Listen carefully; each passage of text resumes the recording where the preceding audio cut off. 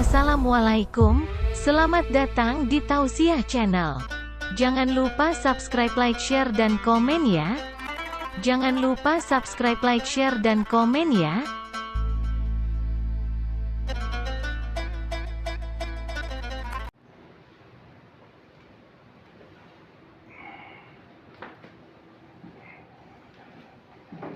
Assalamualaikum warahmatullahi wabarakatuh. Inna hamdanillah wassalatu wassalamu ala rasulillah wa ala alihi wa ashabihi ajma'in.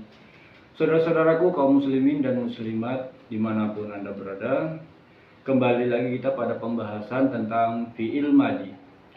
Pada video kali ini kita akan membahas fi'il madi wazan yang ke-8, yaitu wazan tafa'ala. Sama seperti halnya dengan wazan-wazan sebelumnya, wazan tafa'ala mengalami perubahan sebanyak 14 kali. Dan tiap-tiap perubahan yang terjadi pada wazan ini terdapat domir munfasil yang dia berfungsi sebagai subjek dalam kalimat tersebut. Untuk itu, mari kita perhatikan perubahan-perubahan yang terjadi pada wazan ke-8 ini. Kita lihat ke belakang, ada papan tulis yang sudah saya siapkan. Untuk itu mari kita perhatikan perubahan-perubahan yang terjadi. Wazan tafa'ala, ya. Perubahan yang pertama adalah tafa'ala. Pada wazan ini, ya, terdapat domir huwa yang artinya dia laki-laki. Perubahan yang kedua adalah tafa'ala. Pada perubahan ini terdapat domir huma, ya, mereka dua orang laki-laki. Perubahan yang ketiga adalah tafa'alu.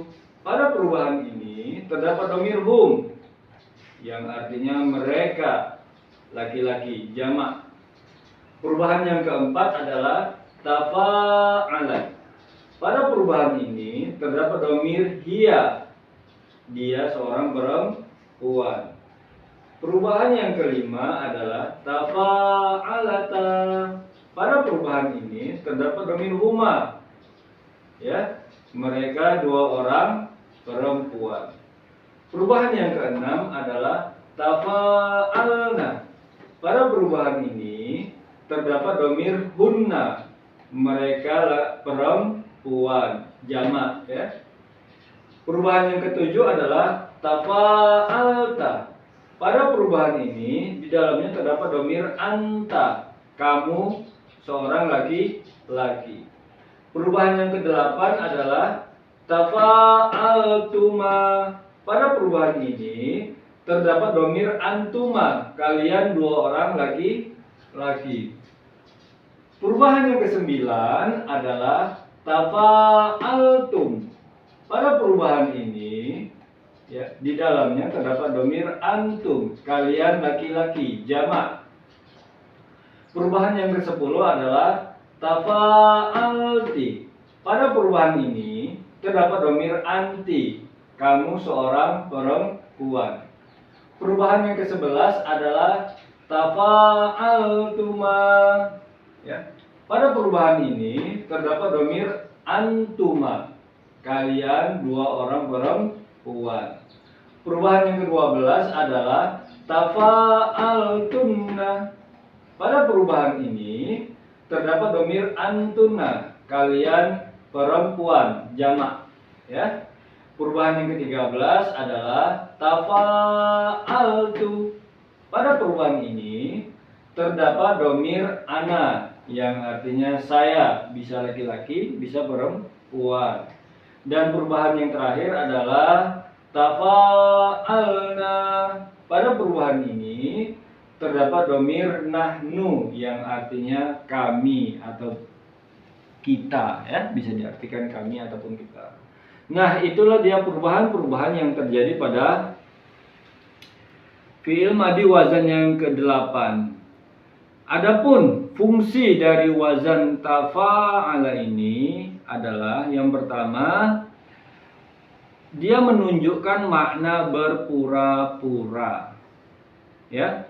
Yang kedua, fungsi wazan ini menunjukkan makna musyarakah. Ya. Apa itu musyarakah? Musyarakah itu artinya berserikat atau bersekutu dalam suatu hal, ya. Ya. Ada juga makna saling pada musyarakah ini. Untuk itu, mari kita beri contoh agar lebih jelas fungsi pada wazan ini. Contoh secara umum, ya. Kita bisa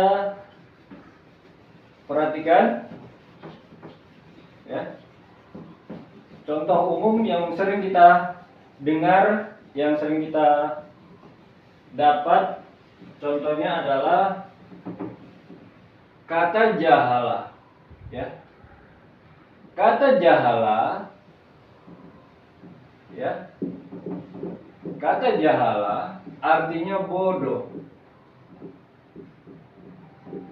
Apabila kata jahala ini memakai timbangan tafa'ala, maka dia akan berubah menjadi tajahala.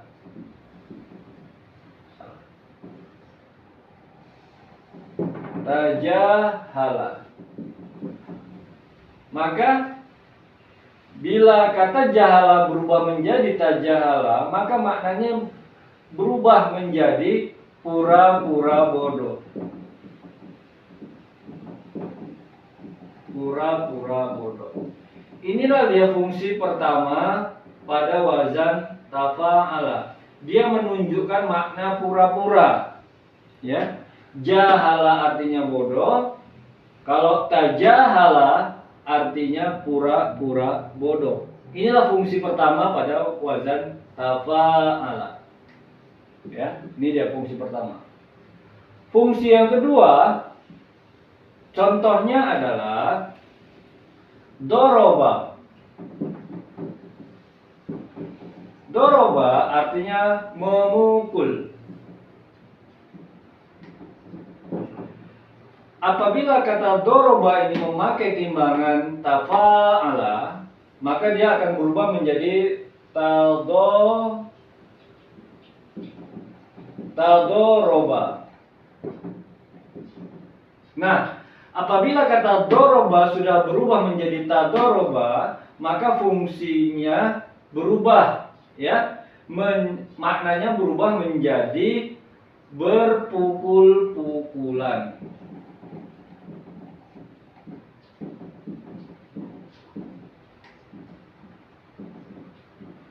Makna berpukul-pukulan menunjukkan terjadinya saling memukul.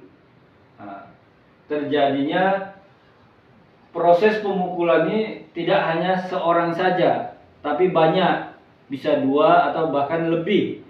Itulah makna musyarakah, ya, berserikat.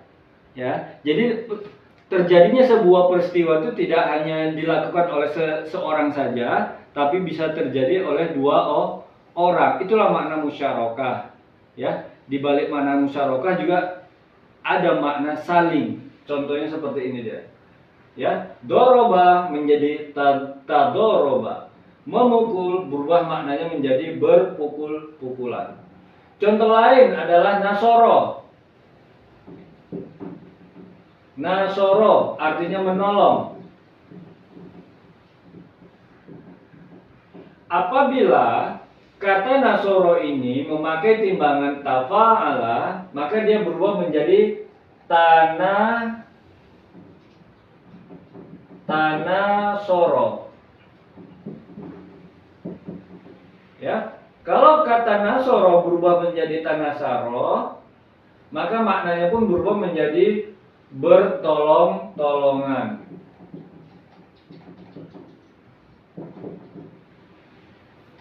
Bertolong-tolongan.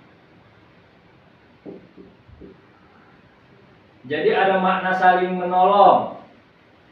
Ya, terjadi peristiwa ini bukan hanya seorang tapi dua orang atau bahkan lebih. Jadi dari contoh-contoh ini kita semakin paham, ya, fungsi dari wazan tafa'ala ini. Namun bila ada yang masih belum terpahami dari apa yang saya jelaskan ini, boleh silakan untuk bertanya pada video kita kali ini, tulis pada kolom komentar ya. Jika ada kekurangan di sana sini, saya mohon maaf, dan bila ada kesalahan silakan berikan masukan-masukan pada kolom komentar agar saya ataupun yang lain juga bisa memahami dan semakin luas wawasannya. Saya akhiri dengan binasir minallah wa fatum warib. Assalamualaikum warahmatullahi wabarakatuh.